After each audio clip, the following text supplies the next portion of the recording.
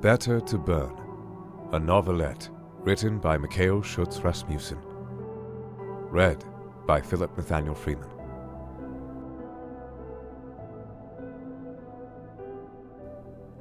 Chapter 1. The Ash Wastes.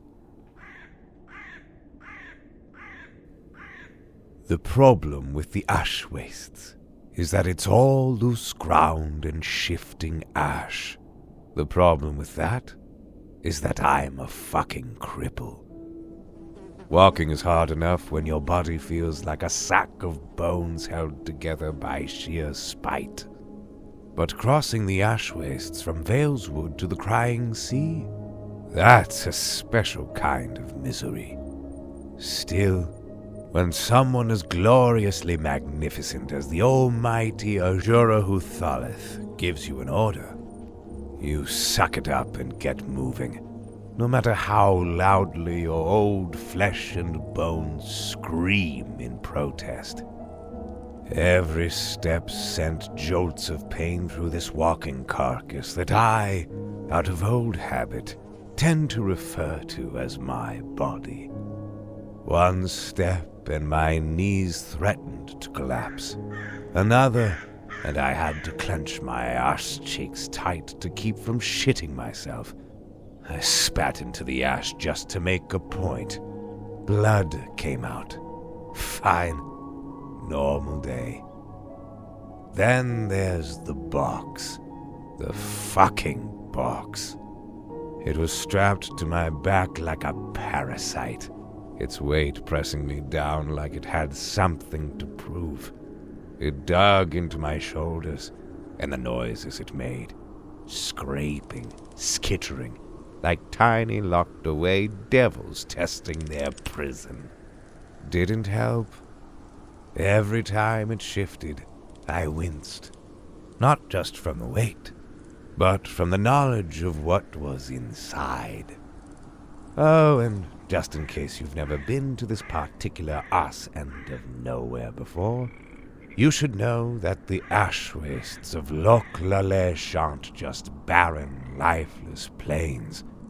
No, this isn't Tosh Halabar, where dunes of pure sand supposedly stretch endlessly under the sun. Oh no, that'd be too kind.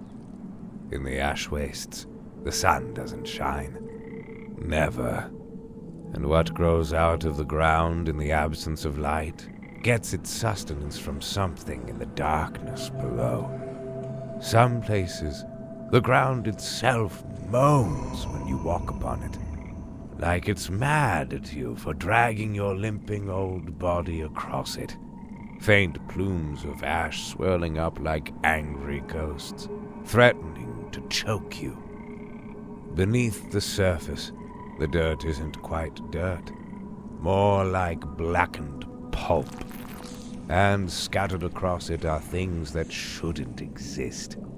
My personal favorite? The mushrooms.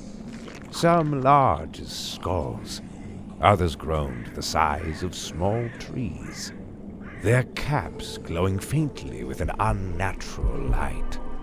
What's worse, they often pulse and throb, like they have hearts. Whenever I passed them, I made a point not to let them touch me. 5 days of this crouch shit, and the only thing worse than the terrain itself was the fact that I'd run out of Swill. No Swill meant no numbing the pain. No numbing the pain meant every step felt like my body was trying to eat itself alive. But hey, what's a sorry wretch to do? At least once I reached Hazareth, I could drown myself in enough drink to forget my name and pretend the world didn't exist for a little while. I know what you're thinking. Listen to this whiny old sod. And you'd be right. It's not that bad. Really. Just pure, unrelenting agony. All the fucking time. Nothing to complain about. Why in Tsar Raven's name would I be whining? My wounds are old, forgotten. No one gives a shit. Why should I? Anyway, where was I? Oh, yes. Out on behalf of Lady Azhûra, doing the work of the gods, as always. Good old Dren Arasith. Faithful, cheerful, optimistic to a fucking fault. Taking every pile of shit life hurled at me and wearing it like a crown. Not that you care. No one gives a fuck. That's fine by me. In fact, it makes it easier. In my line of work, it's better when people don't bother to figure you out. Things tend to go south once they realize you're an assassin. That's right.